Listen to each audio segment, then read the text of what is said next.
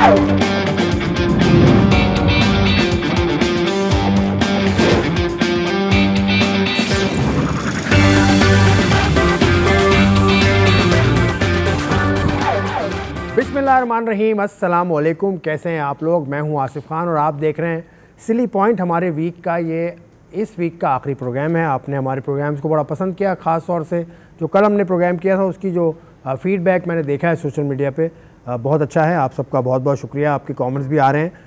तो हम आज भी प्रोग्राम को बेहतर करने की कोशिश करेंगे और आगे आने वाले दिनों में आप देखेंगे कि हम बेहतर से बेहतर प्रोग्रामिंग आपके लिए करते रहेंगे। आज के प्रोग्राम में भी एक ख़ास मेहमान हमने बुलाया है ऑनलाइन, वो हमारे साथ होंगे। पाकिस्तान क्रिकेट टीम के डोमेस्टिक के डायरेक्टर्स हैं, डोमेस्टिक क्रिकेट के डायरेक्टर हैं अब्दुल्ला खुर्रम नियाज़ी साहब, वो हमारे साथ होंगे आज के प्रोग्राम में।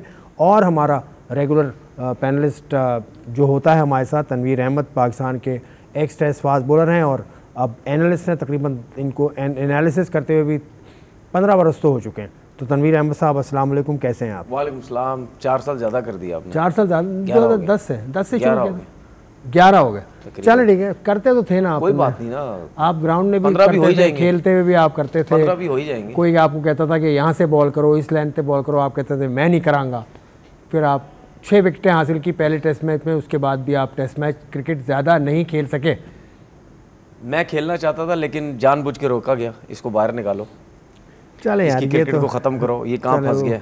एक ही पाकिस्तान में एक ही होनहार खिलाड़ी था जिसके सब पीछे लगे हुए। कोशिश तो थी कि इंग्लैंड में एक भी टेस्ट मैच ना इसको खिलाएं, वो कोशिश पूरी हुई कि सपोर्टिंग पिचेस से शायद आउट कर जाए। उसके बाद दुबई में पूरी कोशिश की इसको खिलाओ और ख़राब करो, फ्लैट पिचेस। साउथ अफ्रीका की टीम खुद ही एक मैच खेलेगा, चुप करके बाहर हो जाएगा। जो मीडिया किसकी जगह आप आए थे जिसकी वजह से आपको निकाला? किसका बैकअप थे आप? मतलब कौन सा बॉलर था? मैं जब टीम में आया था, नहीं, मोहम्मद आसिफ भी टीम में था। खैर आसिफ का तो बिल्कुल आखिरी, ये दोनों बस वो इंसिडेंट हुआ 2010 का, उसके बाद तो ये बाहर हो गए। लेकिन उस टाइम भी टीम के साथ था, मौके नहीं मिल रहे थे। अबू धाबी में फिर मुझे मौका मिला। वहाब रियाज का डेब्यू भी उसी टाइम हुआ है ना तकरीबन? वहाब रियाज का भी 2010 में हुआ। तो वहाब अच्छे बॉलर थे। हाँ, बॉलर अच्छे थे, लेकिन उस टाइम शायद मौका पहले मुझे मिलना चाहिए था, लेकिन वहाब को पहले डेब्यू कराया गया। वहाब ने जब इंडिया के खिलाफ टेस्ट मैच वनडे खेला वर्ल्ड कप का, तो उससे 5 आउट किए। शोएब अख्तर की जगह वो आए तो थे। मेरे फर्स्ट नहीं, वो तो आप 2011 की बात कर रहे हैं। मैं 2010 टेस्ट मैच की बात कर रहा हूँ। 2010 के तो वो तो नए थे ना। तो उस टाइम नए थे, उस टाइम तो उसके तो पता नहीं कोई फर्स्ट क्लास में 13-14 आउट थे। मेरे 85 आउट थे। उनकी पेस की वजह से उन्हें, मेरे 85 आउट थे सर। पेस की वजह से पाकिस्तान की हिस्ट्री में आउट तो ताबिश खान के कितने आउट है पाकिस्तान की हिस्ट्री में, जितने बड़े बड़े बॉलर भी आ चुके ना एक सीजन में, एक ट्रॉफी में, कायद-ए-आज़म ट्रॉफी और पैटर्न ट्रॉफी की बात नहीं कर रहा, या ग्रेड 2 जो डिपार्टमेंट रीजन मिला के नहीं, सिर्फ एक में 85 आउट किसी ने किए 11 मैचेस में। यहाँ 60 के करीब आउट किए थे 11 मैचेस में 85 आउट, एक ट्रॉफी में किसी ने आज तक किए थे। सोहेल खान ने 66 आउट किए थे 11 मैचेस में 2015 में। उसके बाद वो वर्ल्ड कप की टीम में भी आए थे। सही कह रहे हैं आप। तो ये मेरा रिकॉर्ड है, फर्स्ट क्लास क्रिकेट का रिकॉर्ड है। आपका रिकॉर्ड है, अल्लाह आपके साथ ही रखे इस रिकॉर्ड को भाई। रिकॉर्ड बनते ही टूटने के लिए। लेकिन जहाँ से कल हमने प्रोग्राम ख़त्म किया था उसमें हम वही बात कर रहे थे मोल्डर वाली। आज कुछ और बातें उसके हवाले से आई, वो भी हम शामिल करेंगे। क्रिस गेल ने वही बात की है जो आप कल भी कर रहे थे, परसों भी कर रहे थे। तो गेल वाली बात मैं रखूँगा अभी। लेकिन अभी तो पाकिस्तान की क्रिकेट टीम कराची पहुँची है और कराची के नेशनल बैंक क्रिकेट स्टेडियम में इस वक्त प्रैक्टिस कर रही है। 6 बजे से लेकर रात 11:30 बजे तक टीम प्रैक्टिस करेगी। जिसने बांग्लादेश जाना है, जिसने अमेरिका भी फिर बाद में गालिबन इसी टीम में जाना होगा या थोड़ी बहुत तब्दीली होगी। बाबर और रिजवान भी इस टीम में हैं। और कल इनके जो मैनेजर हैं नवीद अकरम चीमा, उन्होंने खाना दिया टीम को। तो कराची में आ गई है टीम। अभी फुटेज इसकी आई नहीं, ऑफ कोर्स अभी सब प्रैक्टिस चल रही है। तो ये प्रैक्टिस इतनी लंबी, मतलब 6 बजे से लेकर रात 11:30 बजे तक, 5 घंटे अंडर लाइट्स हुई है। अंडर लाइट्स है। हाँ, तो जाहिर सी बात है अंडर लाइट्स पर प्रैक्टिस ज़रूरी भी है ना, क्योंकि आप आम दिन में तो नहीं करते ना। जब आप रात में मैचेस खेलते हैं फिर उसके लिए अंडर लाइट्स आपको प्रैक्टिस भी करनी पड़ती है। ठीक है, 5-6 घंटे तो हो जाए नॉर्मल। आपकी प्रैक्टिस में 3-4-5 घंटे तो हो ही जाते हैं यार। फील्डिंग सेशन भी होता है, आपकी नेट सेशन भी होता है, थोड़ी बहुत ट्रेनिंग अगर होती है, वो सब चीज़ें भी होती हैं। तो 5-6 घंटे ठीक है। और अगर आप अंडर लाइट्स देखें तो ठीक है, क्योंकि लाइट्स की एक प्रैक्टिस ट्रेनिंग होती है। वाइट बॉल से फिर आप अंडर लाइट्स आपके लिए मसले मसाइल होते हैं, उसको ज़रा आइस को अपने लिए ज़रा उसको एडजस्ट करना बॉल के साथ, वो बड़ा ज़रूरी होता है।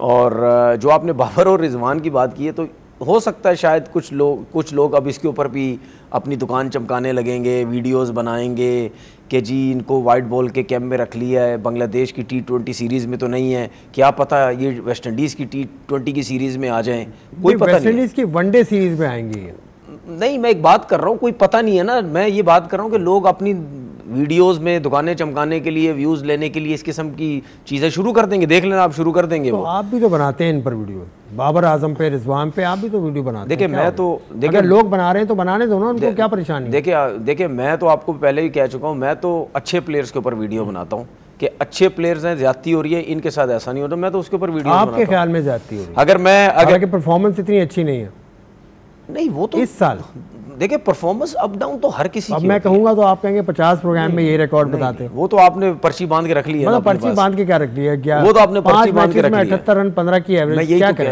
तो कह रहा हूँ, आपने वो पर्ची बांध के रख ली है भाई। याद हो गया मुझे। एक दिन तो मुझे ऐसा लगता है कि आपने ना सामने बोर्ड भी लगा देना है या इधर भी रख देना है कि 5 मैचेस 78, तो वो अब आपकी मर्जी है। आपको भी मैं चाहता हूँ कि याद हो जाए कि मुझे कहाँ खड़ा है। देखिए मुझे ये चीज़ याद रखने की ज़रूरत नहीं है। मुझे जो चीज़ें याद हैं उनकी, मैं वो जो स्टैट्स हैं, इतने बड़े बड़े स्टैट्स जो यहाँ बताता हूँ कि लोगों को पता चले। 3 T20 इंटरनेशनल 100s हैं उसकी, बिल्कुल। 4000 प्लस रन हैं उसके। किसी के हैं? नहीं है, इसमें कोई शक की बात है। T20 कौन खेला? जावेद भाई T20 नहीं खेले, इंजमाम T20 नहीं खेले, जावेद भाई, इंजमाम उल हक, जावेद भाई की मैं बात नहीं कर रहा, ज़हीर अब्बास T20 नहीं खेले, दुनिया के प्लेयरों की बात कर रहा हूं, T20 नहीं खेले। दुनिया के प्लेयर्स की दुनिया में आप आ जाएं तो ब्रायन लारा T20 नहीं खेले, सचिन तेंदुलकर इतनी ज्यादा T20 नहीं खेले। वही बात कर रहे हैं। तो बाबर दौर बाबर का ऐसा है कि मॉडर्न दौर में मैं कैसे आपने जो बात ही गलत की है। मैं क्या तो गलत बात? बाबर के होते हुए या बाबर के टाइम पे या उससे पहले जिन लोगों ने T20 क्रिकेट खेली है, मैं उनकी बात कर रहा हूँ कि T20 फॉर्मेट्स किन प्लेयरों ने खेला है, उसमें बता दे 300 कितनों के हैं। इतना मॉडर्न लड़कों में आ जाए ना, विराट कोहली T20 का मॉडर्न ग्रेट्स है। 300 शायद नहीं है उसके। फिर मेरा सिर्फ ये चीज़ें कहने का मकसद ये होता है कि उसकी परफॉर्मेंसेस बहुत है, बस उसको एकदम से ये मत बोला करो कि जी ये फारिग है T20 का। फारिग तो मैंने नहीं कहा, लेकिन उसकी कप्तानी में आपके लोग उठा के यूं साइड पे फेंक दिया उसको रिजवान को यूं फेंक दिया साइड से। विकेट कीपिंग नहीं आती ना, विकेट कीपिंग नहीं आती ना उसको। सुन लेना, इन दोनों को पता कैसे फेंका उठा के? वो क्या कहते हैं, दूध से मक्खी, दूध से मक्खी की तरह इनको निकाल के यूं फेंका साइड पे, और इस तरह फेंका साइड पे। फेंकते हुए पता क्या सोचा है, यार तुम्हारी क्या परफॉर्मेंस, तुम्हारी क्या वैल्यू T20 क्रिकेट में, और इनको इस तरह उठा के साइड पे फेंका है कि जैसे जी इनकी ये नए बच्चे थे, इनकी कोई परफॉर्मेंस ही नहीं थी, ये पर्ची पे आए हुए थे इस तरह। तो इसीलिए मैं कहता हूँ कि भाई थोड़ी सी जो है वो करो। एक बहुत सख्त बात आपसे करने लगा आप, मतलब मुझे नहीं, आपकी ज़ात पे नहीं कर रहा मैं, नहीं मेरी ऐसा लगता है कि 3 लड़के जो बाहर हुए हैं, बाबर, शाहीन और रिजवान, क्या इनकी वजह वो तो नहीं है कि इन्होंने सरोगेट मार्केटिंग पे इन्होंने कहा था? बिल्कुल वही वजह है। ये तो वजह नहीं है, बिल्कुल वही वजह है, और कोई रीज़न ही नहीं है। देखिए मैं तो आपको कितनी दफ़ा कह चुका हूँ, ये कहते हैं दोस्त यार खिलाता था, ठीक है। बाबर के ऊपर ये इल्ज़ामात लगाते थे ना लोग। मैं तो लोगों की यूट्यूब वीडियोस पे जिन लोगों को लोग जानते भी हैं, उस पे बात टीवी पे बात करके क्या बातें करते थी, बाबर दोस्त यार खिलाता है, बाबर किसी को खेलने नहीं देता, बाबर ये बाबर वो, क्रिकेट बोर्ड इसके हाथ में सेक्टर में, आपके सामने कितनी दफ़ा बात कर चुका हूँ, ठीक है। अब वो सारे दोस्त यार टीम में आ गए हैं, जो बाबर की कप्तानी में खेलते थे वो सारे अब टीम के अंदर हैं। तो फिर इसका मतलब ये है कि बाबर का चक्कर नहीं है, बाबर का रिजवान का और चक्कर है। अगर वो सरोगेट कंपनी की वजह से वो पर्चा लगाते थे आगे, तो क्या हमारी गवर्नमेंट ने इस चीज़ का मना नहीं किया हुआ था कि यार ये अलाउ ही नहीं है चीज़? तो फिर जब अलाउ ही नहीं की, तो फिर जब उन दोनों ने मना किया, तो फिर आपने बोला, आपने उन दोनों की बात नहीं की, ठीक है, जो लोग इन दोनों के पीछे पड़े हुए थे। आपने बोला जी इनका एजेंट ही यही है, एजेंट भी एजेंट की तीनों का एक है। आप सोच सकते हैं ना, तीनों का एक और तीनों बाहर हुए हैं, इनका एजेंट एक है, और सारी बात एजेंट पे चली गई। ओ जी इस एजेंट को साइड पे करो, इसकी कंपनी को साइड पे करो। हमारे एक एक्स क्रिकेटर जो सिलेक्टर भी थे, उनके ऊपर भी इल्जामात लगाए गए, इंजमाम उल हक, ठीक है, उनके ऊपर भी इल्जामात लगाए गए। मैं तो बड़ा हैरान हुआ, और मुझे बड़ी हैरानगी हुई कि इंजी भाई के ऊपर इतने बड़े बड़े इल्ज़ाम लगाए, आप यूं करते, आप पैसे लेते, फलाना लेते, एजेंट ये वो कमेटी बैठी भी, सब कुछ भी हुआ। मैं बड़ा हैरान हूँ, वो साइड पे हो गए। भाई आपको जाना चाहिए था ना कि आपके ऊपर अगर इतने बड़े बड़े इल्ज़ामात लग रहे थे तो आपको जाएं, उनके ऊपर केस करें, पकड़ें उनको जाके। वो भी साइड पे हो गए। तो कहने का मकसद ये है कि ये मसले मसाइल वो हैं, ये वो मसले नहीं है, क्योंकि एक चीज़ मुझे हजम नहीं होती ना, एक प्लेयरों ने इतनी अच्छी परफॉर्मेंसेस T20 क्रिकेट में दी हुई हैं, सिर्फ क्या होता है कि अगर आप समझते हैं, ये मैं एक लॉजिक के हिसाब से बात कर रहा हूं कि अगर आप समझते हैं कि ये प्लेयर बहुत अच्छा है, इसकी टेक्निकल चीज़ों में T20 क्रिकेट के हिसाब से स्किल्स में कमी है, इसको बेहतर करना हमने, सिंपल, आप उस प्लेयर को उठा के बाहर नहीं करते। लेकिन रीज़न ये थे। उसके बाद आप देख लें डिफरेंट टीवी चैनल्स के अंदर आपके कितने क्रिकेटर्स बैठ के इन तीनों के एजेंट के पीछे लगे रहे कि जी उनका एजेंट ये है, वो ये है, वो ये है। सही है, अगर आप एजेंट की बात करते हैं तो इस टाइम पाकिस्तान टीम के अंदर कितने प्लेयर ऐसे हैं, सुने, इस टाइम पाकिस्तान टीम के अंदर कितने प्लेयर ऐसे हैं वो किसी और एजेंट के साथ हैं। ठीक है, तो क्यों है वो टीम में, फिर वो क्यों है? ये एजेंट वेजेंट का जो सिलसिला है ना, ये फजूल है। देखिए जितने भी दुनिया के क्रिकेटर्स हैं ना, जितने भी दुनिया के क्रिकेटर्स हैं उन सबके एजेंट्स हैं, क्योंकि वो खुद अगर बड़े प्लेयर बन जाते हैं वो खुद थोड़ी किसी से डील करेंगे। दुनिया भर में ऐसा होता है, दुनिया भर में ऐसा होता है। हमने तो यहाँ से बिला वजह का ड्रामा लगाया है। ये तो बात हो जाएगी, लेकिन 2 रोज से जो कराची क्रिकेट के अंदर भूचाल आया हुआ है, 2-3 रोज से, जब से पाकिस्तान क्रिकेट बोर्ड ने ऐलान किया है नया डोमेस्टिक सिस्टम के 6 टीम्स पक्की हैं फर्स्ट क्लास के अंदर, 2 टीम्स क्वालिफाई करके आएंगी हनीफ मोहम्मद ट्रॉफी से, और उस हनीफ मोहम्मद ट्रॉफी में खेल रही हैं 12 टीम्स इंक्लूडिंग फैसलाबाद, उसके अलावा कराची है, हैदराबाद है, बहुत सारी टीम्स हैं। तो इस पे कराची सिटी क्रिकेट एसोसिएशन ने कोई मीटिंग भी की है कल, और उन्होंने ये तय किया है कि हमारे जो चेयरमैन क्रिकेट बोर्ड है उनसे वो ख़त लिखेंगे, उनसे मुलाकात भी करेंगे। तो ये मसला आपको लगता है? मैं आपको चीज़ बताऊँ, ख़त लिखने से, मुलाकात करने से कुछ नहीं होता। ये बात होगी, आगे पीछे हो जाएगी, 6 लोग बैठेंगे, कुछ बोर्ड के बैठेंगे, कुछ कराची के बैठेंगे, ख़त्म हो जाएगी बात। इससे कुछ नहीं होता, एक एसोसिएशन से कुछ नहीं होगा। जब तक सारे एसोसिएशन नहीं, जो 10 एसोसिएशन आपने बाहर किए हैं, 18 में से 8 आने हैं, 10 आपने 12 बाहर कर दिए, ठीक है, वो सारे बैठेंगे तो फिर बात होगी। इससे कुछ नहीं होता। और मुझे ये भी सुनने को मिल रहा है हमने फैसला कर दिया जी, हमने फैसला कर दिया, बस फैसला कर दिया? नहीं, हमने फैसला कर दिया, बस 8 ही टीमें होंगी। तो पीसीबी ने फैसला, ठीक है ना, तो ये कोई बात नहीं है, ये लॉजिक नहीं है, ये मेरे हिसाब से गलत फैसला है।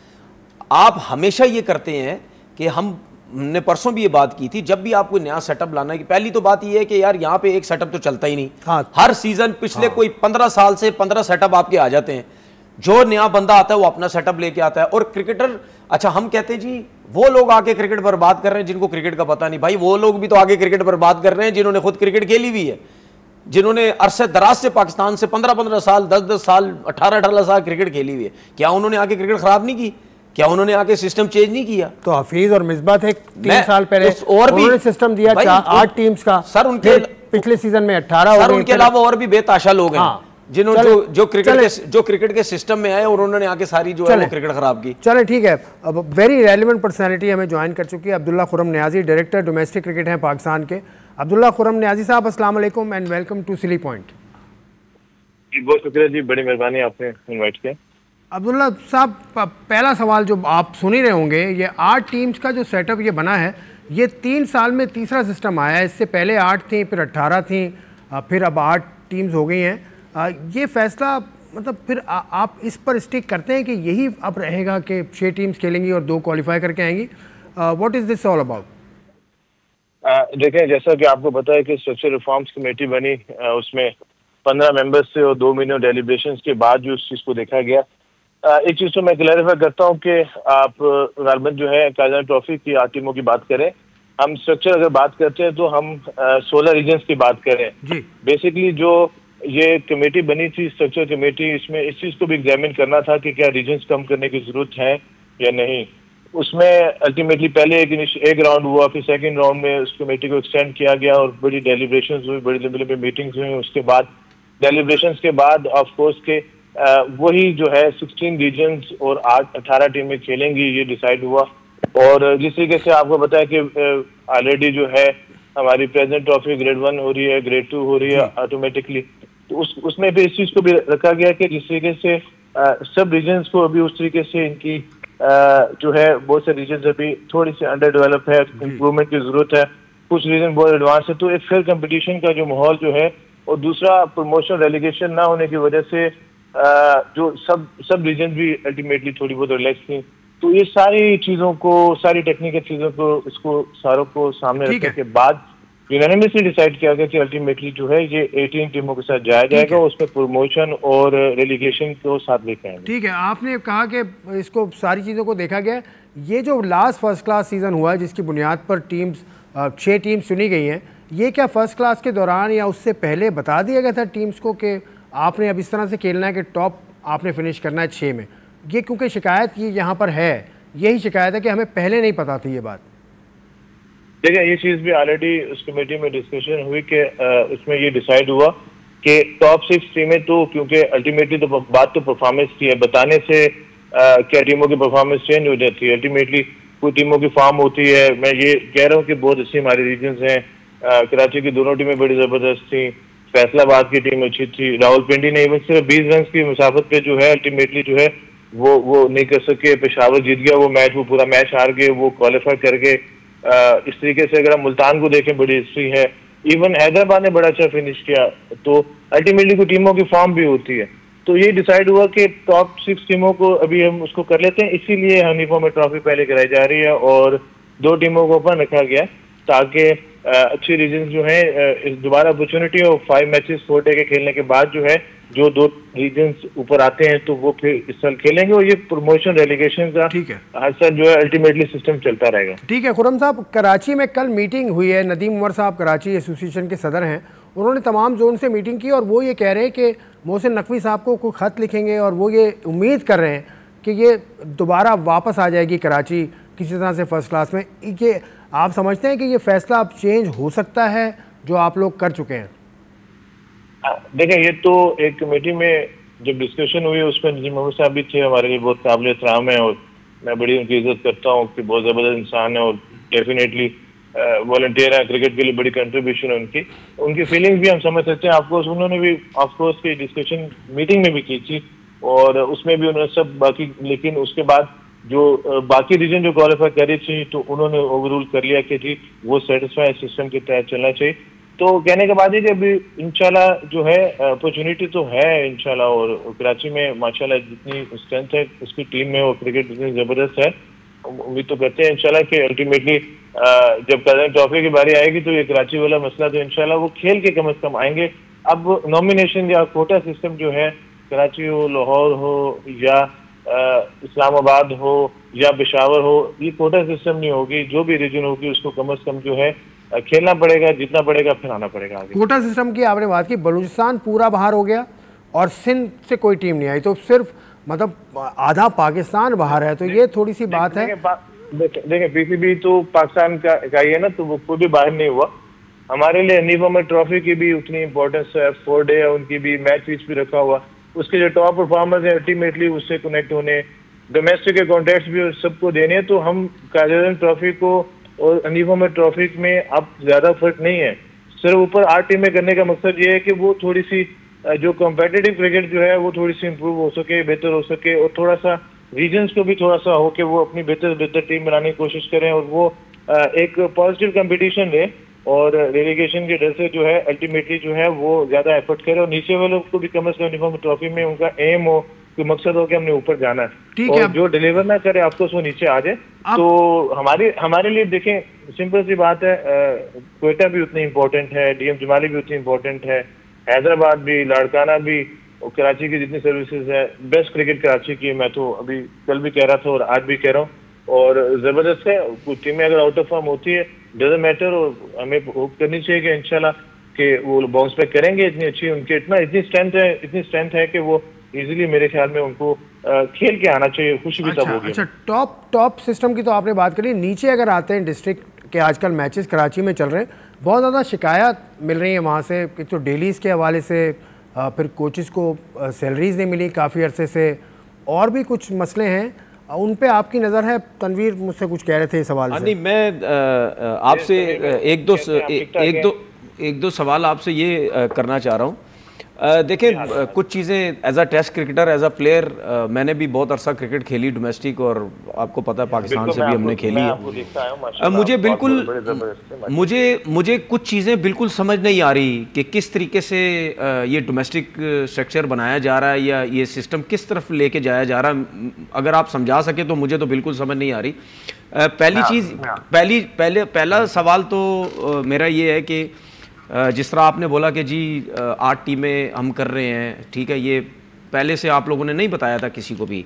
तो मेरा तो पहला सवाल ये है कि ये चीज़ अगर आपने बदलनी होती तो जाहिर सी बात है जो 18 टीम्स थी उनको पहले बताना चाहिए था। दूसरी चीज़, हम कैसे 18 से 8 लेके आ सकते हैं? हमारी आवाम देखें, 25 करोड़ आवाम है दुनिया में, जो है वो टीम्स बढ़ाई जाती है, दुनिया में टीम बढ़ाई जाती है, हमने कम कर दी। अच्छा, दूसरा सवाल मेरा ये है कि मेरे पास बहुत कंप्लेंट्स भी आती हैं कि कुछ प्लेयर्स ऐसे हैं डिस्ट्रिक्ट के, तकरीबन 60-70 कोचेज़ ऐसे हैं जो 8-10 महीने से उनको, जिनकी 2-2 लाख रुपए सैलरी है, उनको सैलरी नहीं मिली। वो बातें पता चलती हैं। फिर उसके बाद ये अभी जो जिस तरह इन्होंने डिस्ट्रिक्ट की बात की कि 1000 रुपये सिर्फ डेली दी जा रही है, तो अगर हम कोचेस को डोमेस्टिक क्रिकेट में ला रहे हैं इतनी कोचेस को, तो उनको पैसा भी अगर टाइम पे नहीं दिया जा रहा, और माशाल्लाह बड़े फर्स्ट क्लास प्लेयर, ठीक ठाक खेले हुए लड़के अगर पाकिस्तान सिस्टम में आ रहे तो उनको सैलरीज टाइम पे क्यों नहीं मिल रही? ये सैलरी वाला इशू ये जरा सा परेशान कुन है। मैं रिस्पॉन्ड बिल्कुल करना चाहूंगा। बिल्कुल बात तमीर भाई की बिल्कुल ठीक है। सैलरी तो ऑफकोर्स जो भी बंदा मेहनत करता है उसको टाइमली मिलनी चाहिए, तो उसको मैं पूछ लेता हूँ अभी। अच्छा से मेरे तो नोटिस में अल्टीमेटली है कि कराची में सही कहा है कि जो हमारे जितने भी कोचेज हैं, बड़े इन्होंने बड़े ज़बरदस्त सर्विसेज उनकी क्रिकेट की, और डेफिनेटली और अब भी बड़ी ज़बरदस्त सर्विसेज एज अ कोच दे रहे हैं। डिस्ट्रिक्ट में, इंटर डिस्ट्रिक्ट की अगर मैं बात करूँ तो मैं खुद भी बड़ा सा जो है इंटर डिस्ट्रिक्ट कुछ खेला हूँ, 11 मैच फर्स्ट के भी खेला हूँ। और अगर इंटर डिस्ट्रिक्ट की आप हिस्ट्री देखें, इंटर डिस्ट्रिक्ट में तो फर्स्ट टाइम पहली बारी डेली इंट्रोड्यूस कराई, ठीक है, 1000 से स्टार्ट किया। मेरा ये था कि ऐसा ऐसा इंटर डिस्ट्रिक्ट लेवल पे भी कम से कम को पैसा देना शुरू करें, हमारा रीजन से स्टार्ट होता है। तो ये फर्स्ट टाइम ऑफकोर्स के डेली इसको स्टार्ट हुई, और मेरा नहीं ख्याल कि डेलीज का कोई इशूज़ है। हमने तो एडवांसेस वगैरह बड़े टाइमली दे रहे हैं, और ये मैनेजमेंट के जितने भी छोटे मोटे इशूज़ हैं मैं उसको पर्सनली उसको मॉनिटर कर रहा हूँ, कोशिश कर रहा हूँ। बाकी अगर कोचेज की किसी जगह पे चल रही कोई इशू है तो आप इसके बाद अगर मुझे टेक्स्ट कर सकें तो मैं उसको फॉलो करता हूँ, इंशाल्लाह उसको हल करना चाहिए। देखिए ना कि जिन लड़कों कोचेस के आपने लास्ट ईयर अक्टूबर या नवंबर में आपने इंटरव्यूज लिए थे कि उनको जॉब्स दी जाएंगी, उनको तो अभी तक जॉब्स ही नहीं मिली, उनको डेली वेजेस पे रखा हुआ है, 1000 रुपए की वेजेस पे, इस तरह। तो उनका ये सिलसिला कब खत्म होगा और कब बेहतर होगा? सही, चलो मैं आपको इस करता हूँ, इसमें भी रिस्पॉन्स जरूर करूंगा। ठीक है, एक्चुअली एक प्रोसेस स्टार्ट हुआ, रिक्रूटमेंट प्रोसेस नहीं कंप्लीट हो सका ओवरऑल ना, और उसके बाद से गालबन आज या कल दोबारा ऐड आ रहा हो तो ये परमानेंटली हो जाएंगे।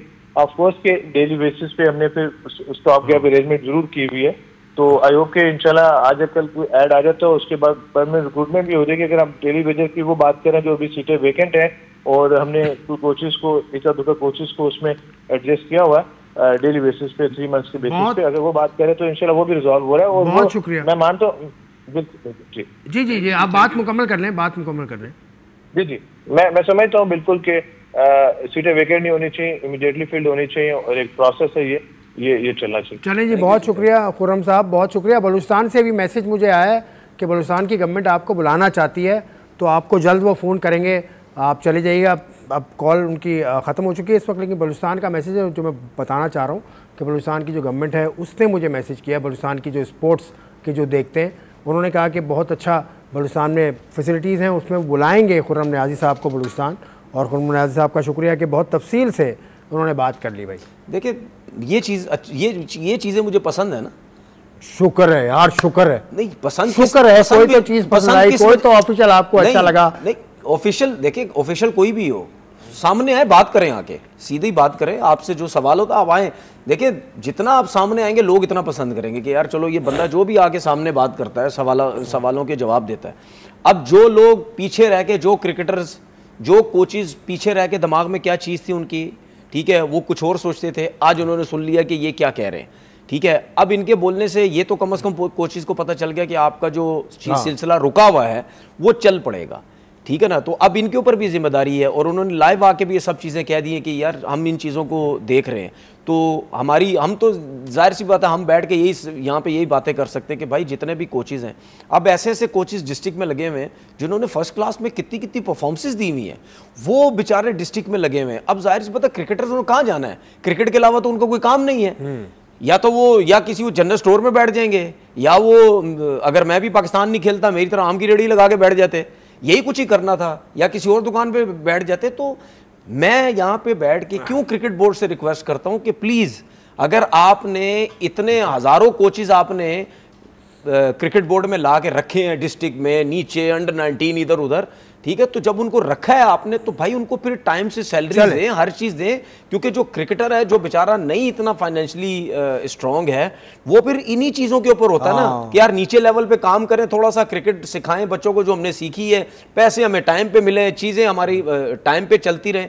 तो अफसोस होता है कि जिन जिन जगहों पे इतना पैसा दिया जाता है वहां पे मतलब यानी वैसे ही दे दिया जाता है पैसा, कोई समझ नहीं आती, और जिन जगह पैसा देने की जरूरत है वहां पे देते नहीं है टाइम पे पैसे। जहां जरूरत है वहां पर इनपुट देने की जरूरत है, इन्वेस्ट करने की जरूरत है।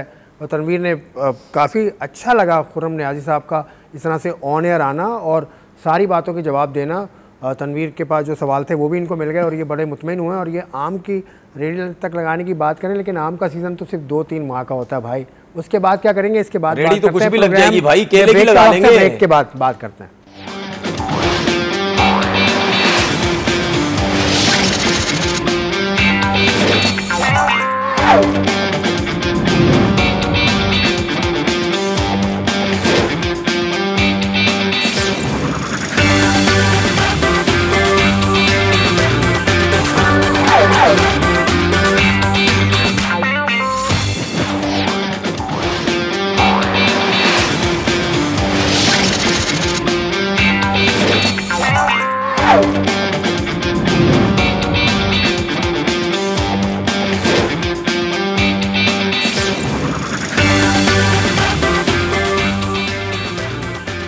सिली पॉइंट में एक मरतबा फिर खुशामदेद। पाकिस्तान का डोमेस्टिक स्ट्रक्चर हमारा मौजूद गुफ्तगू था इस ब्रेक से पहले, और तनवीर पे मुझे बहुत ही खुशगवार हैरत हुई कि अब्दुल्ला खुर्रम नियाज़ी साहब ने इनको मुतमईन कर दिया। भाई आप मुतमईन हो ना, अब तो कोई सवाल नहीं है। चाहे खुर्रम नियाज़ी साहब हों, चाहे आप हैं, चाहे कोई भी है, जो डायरेक्ट आके बात करता है अपने को वो बंदा पसंद है।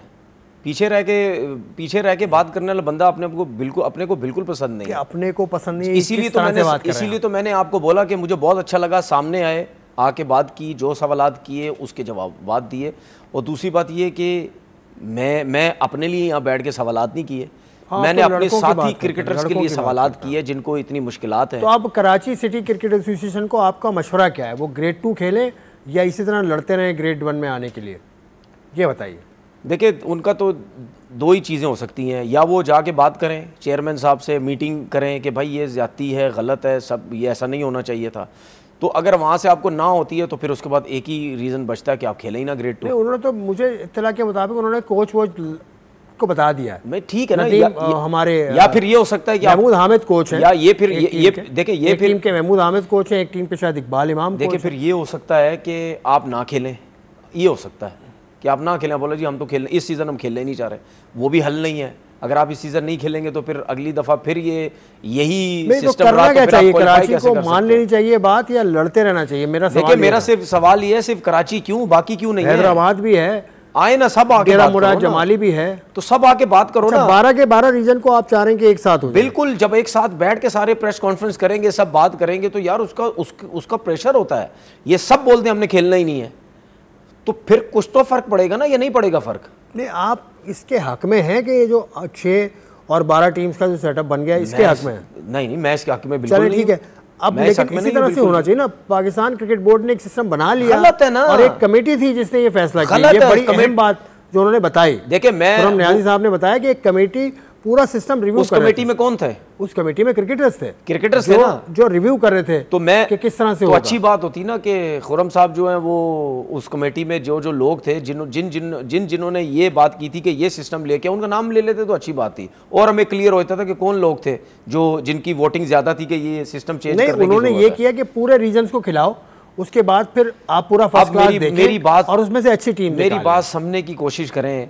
आप जिनकी बात कर रहे हैं यार, मेरे को समझ नहीं आती, ठीक है कि यार 25 करोड़ आवाम है आपकी, आपके प्लेयर्स कितने हैं, आप हमेशा अपनी आबादी के हिसाब से टीम्स बनाते हैं भाई। नहीं कि ये बात बनाएं, उसको बढ़ाएं, ये गलत है। हमने इस बात पे कर ली थी, अब थोड़ा मतलब गलत, एक चीज गलत है, उसके ऊपर भी हम कह रहे हैं कि नहीं जी हम इसी पे चलेंगे, हम यही फैसला करके, ऐसा नहीं है। फ्लेवर चेंज करते हैं। इंटरनेशनल क्रिकेट भी बहुत ज़्यादा हो रही है और कल इंडिया और इंग्लैंड का टेस्ट मैच भी शुरू हो रहा है और ये लॉर्ड्स पर खेला जाएगा। तीसरा टेस्ट मैच है, 1-1 बराबर है सीरीज़ और ये बहुत बड़ी सीरीज़ होती है। शुभमन गिल की परफॉर्मेंस पिछले टेस्ट मैच में, उन्होंने ज़बरदस्त परफॉर्मेंस दी, 100 फिर 100 और वो शानदार फॉर्म में। लेकिन इंग्लैंड ने क्या किया है कि 11 की टीम अनाउंस कर दी है, उसमें जोफ्रा आर्चर हैं, 2021 के बाद वापस आए।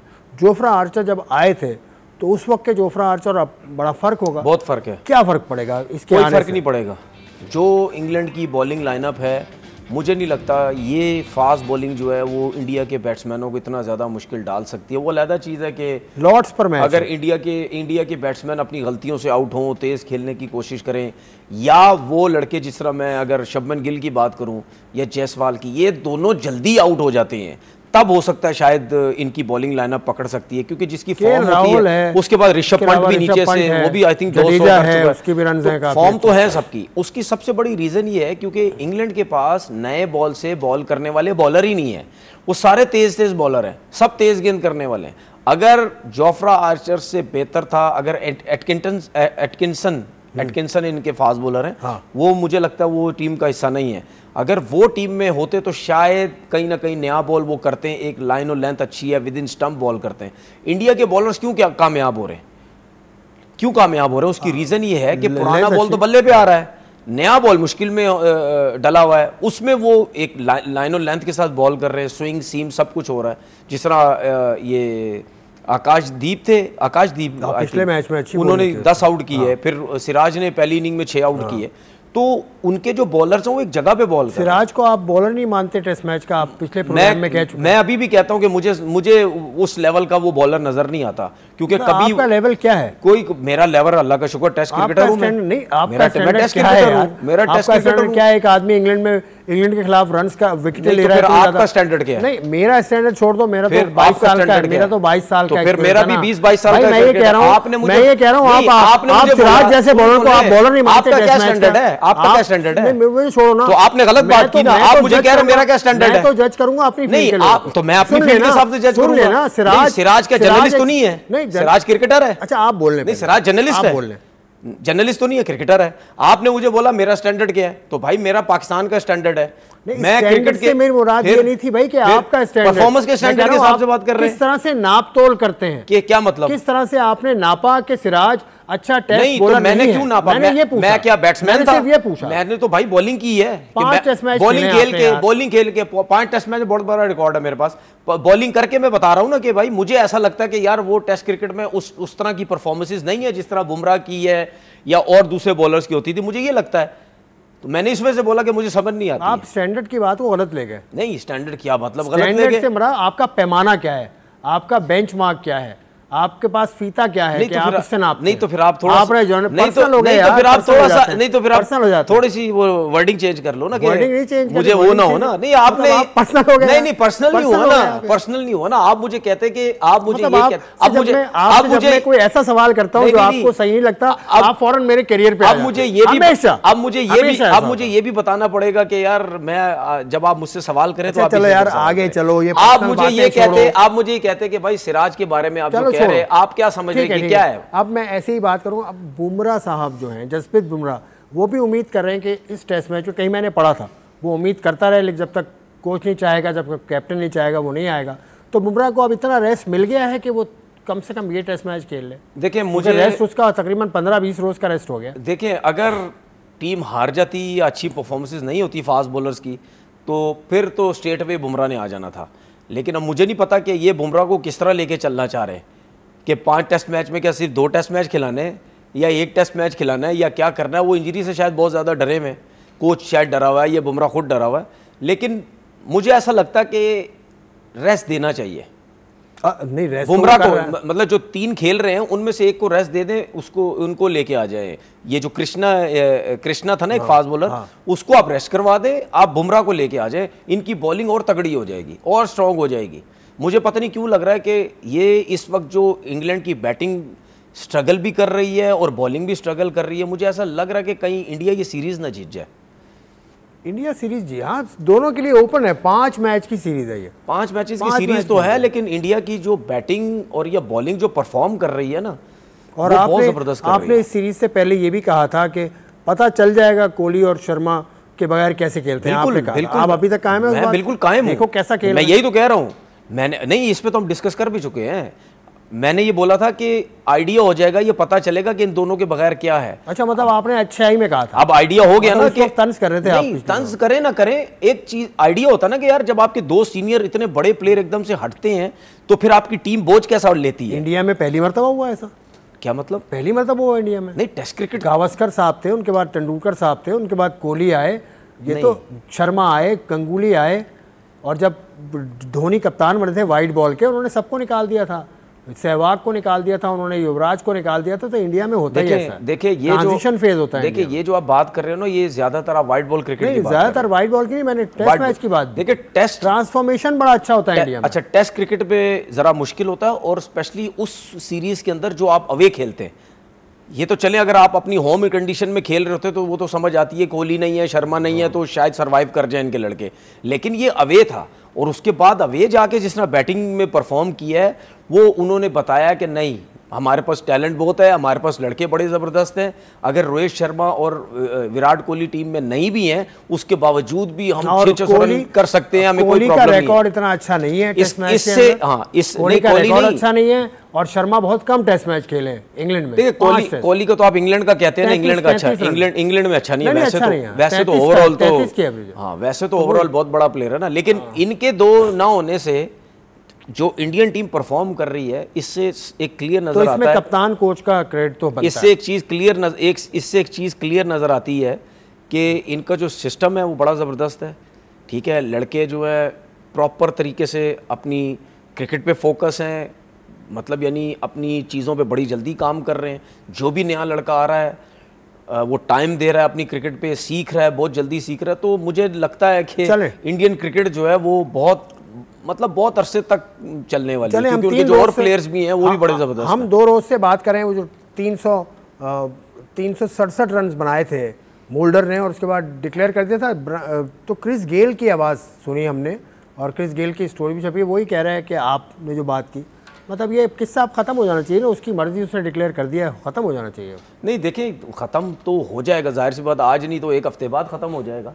लेकिन मसला ये है कि मैंने कल जिस तरह बात बोली थी कि इसको ये चीज़ अब तंग करेगी, ये तंग करते रहेगी, क्योंकि दुनिया के बड़े बड़े प्लेयर, आपने ये अभी क्रिस गेल का ये क्लिप चलाया, 333 रन की मैंने एक वीडियो देखी है जिसमें स्टुअर्ट ब्रॉड और जॉस बटलर आपस में बात कर रहे हैं एक पॉडकास्ट में बैठ के। उसमें इन दोनों ने बात की कि मुझे हैरानगी है, बड़ी हैरानगी की बात है, रिकॉर्ड होता है। ठीक है, रिस्पेक्ट अपनी जगह, लेकिन मैं लारा की बात सुनना चाहता हूँ। मैं लारा को ढूंढ रहा हूँ, वो विमिल्टन तो देख रहे हैं, टेस्ट देखिए लारा टेनिस होती है। देखिए मैं आपको बताऊं, लारा क्या बातें करेगा, 2 ही बातें करेगा कि थैंक यू, उसने मेरी रिस्पेक्ट की और मेरे रिकॉर्ड नहीं तोड़ा। मुझे नहीं लगता। दूसरी बात वो क्या बोलेगा कि नहीं तोड़ देना चाहिए था, बस इसके अलावा और क्या बोलेगा? नहीं, फिर भी कुछ तो बोलना चाहिए, उसके अलावा क्या बोल सकते? आप लारा की जगह होते तो क्या करते हैं, क्या कहते हैं आप?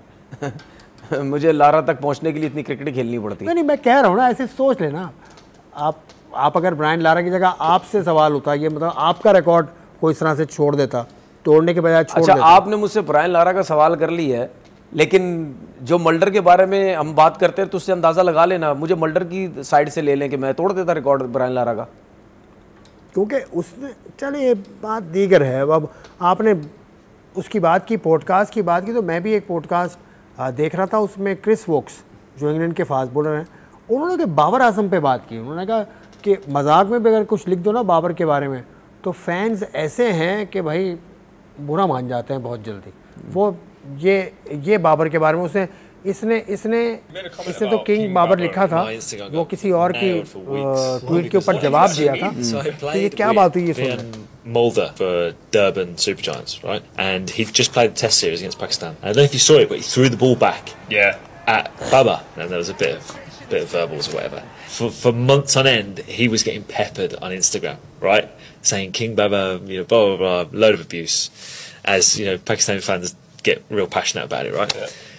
So it was a bit of a joke, like that he. Every time he said something, we were just saying, "Oh, King Baba," because we're playing with him, right? And all the lads were getting in on it. About a month later, he posted something on his socials.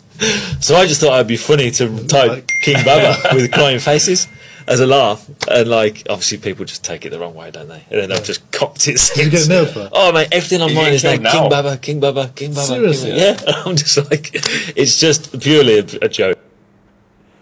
ये क्या है, king Babar उसने कह दिया था, वो जो bowler जिसको बाबर ने मारा था, शॉट खेला था, मोल्डर की किंग बाबर कह दिया, तो उस पर तो आवाम की एक मतलब क्या है बाबर? नहीं, आप देखिए क्या की बात नहीं है, लोग उसको पसंद करते हैं भाई, पसंद करते हैं, ठीक है, लेकिन लॉजिक की तो बात करो यार, उसकी बात तो समझो।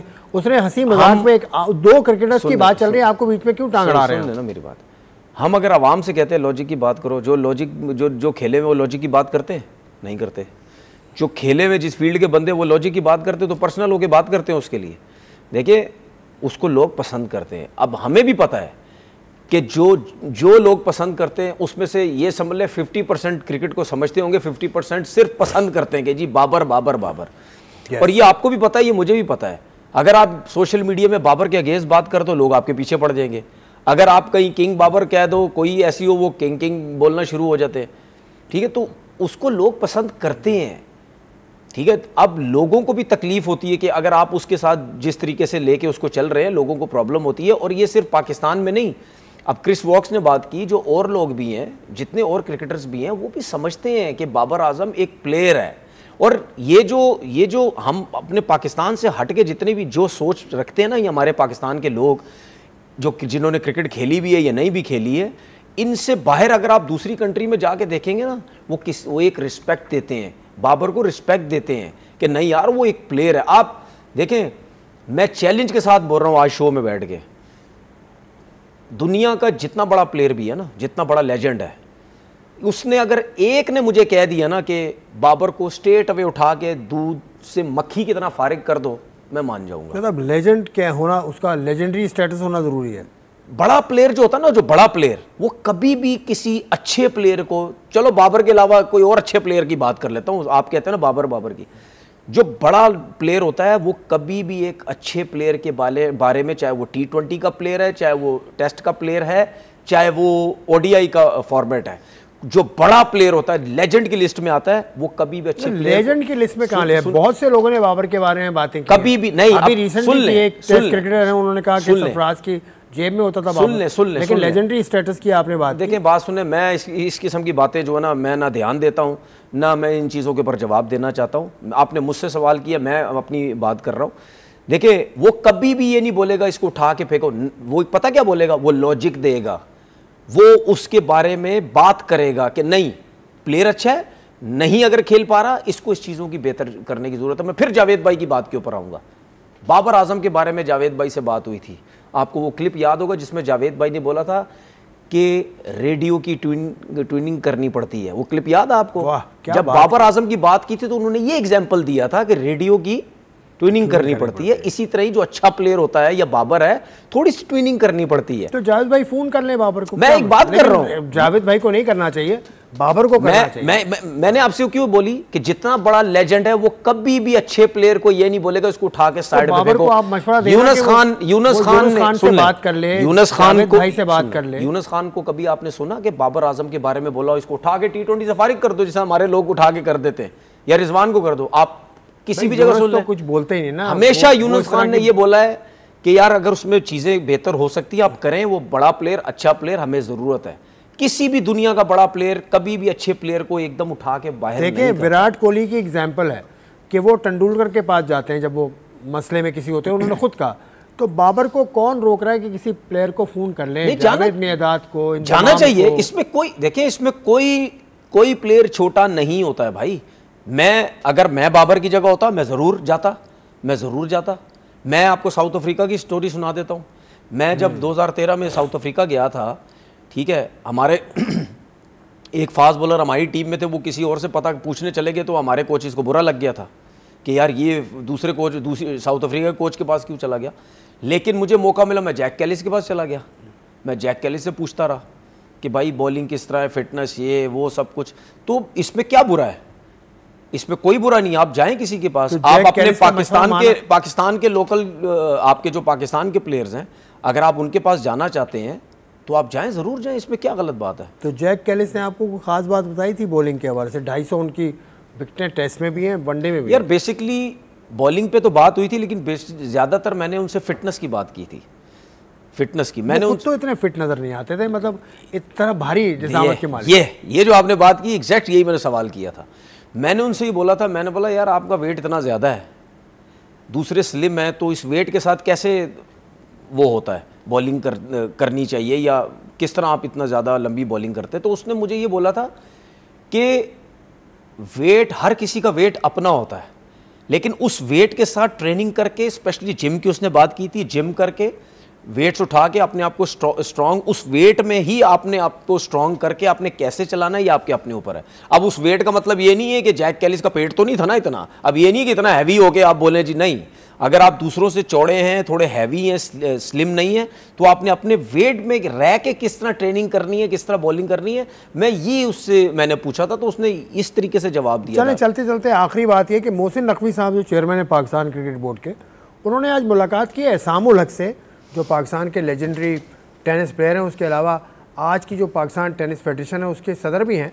तो ये मुलाकात की पाकिस्तान क्रिकेट बोर्ड ने प्रेस रिलीज भी दी है, और चीफ ऑपरेटिंग ऑफिसर भी बैठे हुए। तो ये मुलाकात तो खैर क्रिकेट से रिलेटेड नहीं है, लेकिन क्योंकि सदर हैं वो टेनिस फेडरेशन के, तो यकीनन कोई बात कर रहे होंगे। क्या बात कर रहे होंगे? यार इस वीडियो को देख के तो हमें तो एक ही चीज़ ही समझ आती है कि जो भी स्पोर्ट्स से ताल्लुक़ रखता है पाकिस्तान में, जिस स्पोर्ट्स से भी ताल्लुक़ रखता है, वो जब बड़े लेवल पे चला जाता है या उसकी स्पोर्ट्स ख़त्म होने लग जाती है, तो वो फिर यही कोशिश करता है कि गवर्नमेंट के लोगों से मिला जाए, अपने लिए कोई ऐसी जगह मिल जाए, हम वो जगह ले लें, वहाँ पे अपना टेनिस कोर्ट बनाए, मेरे नाम से बने, फिर उसके बाद हम कोचेज़ वगैरह करें, कोच करें बच्चों को, या बाहर से कोचेज़ ला के बच्चों को ट्रेन करें। ये वीडियो देख के हमारा ये अंदाज़ा है कि शायद ये चीज़ें हों, बाकी अब इनसाइड स्टोरी। हाँ, वो इनसाइड स्टोरी की बात है। टेनिस फेडरेशन के बाद बहुत बड़ी जगह है, तकरीबन 10 एकड़ की जगह है। मैं गया हूँ 2-3 मरतबा, जब इससे पहले सैफुल्ला साहब थे, सैफुल्ला साहब सदर थे टेनिस फेडरेशन के, तो उस वक्त मैं गया था, टेनिस की भी मैंने कवरेज कुछ की थी। तो ये था सूरत हाल। खैर इसमें तो अंदाज़े ही लगा सकते हैं। बहरहाल आपके प्रोग्राम में, आज के प्रोग्राम में हमने काफ़ी कुछ किया डिस्कस, जिसमें सबसे इम्पोर्टेंट बात थी अब्दुल्ला खुर्रम नियाज़ी साहब हमारे साथ जुड़े और उन्होंने काफ़ी मुद्दों को क्लियर किया और काफ़ी चीज़ें उन्होंने बताई कि पाकिस्तान का डोमेस्टिक स्ट्रक्चर कहाँ जा रहा है और क्या उनका ख्याल था इस सिस्टम के पीछे कि 6 टीम्स फर्स्ट क्लास की आएँ, कम्पेटिटिवनेस पैदा करना चाहते हैं। ये सूरत हाल थी। उसके अलावा बहुत सारी हमने बातें की। आज के प्रोग्राम से इजाज़त चाहूँगा। तनवीर साहब का बहुत बहुत शुक्रिया, आपका प्रोग्राम देखने का शुक्रिया। अपना ख्याल रखिएगा। खुदा हाफ़िज़।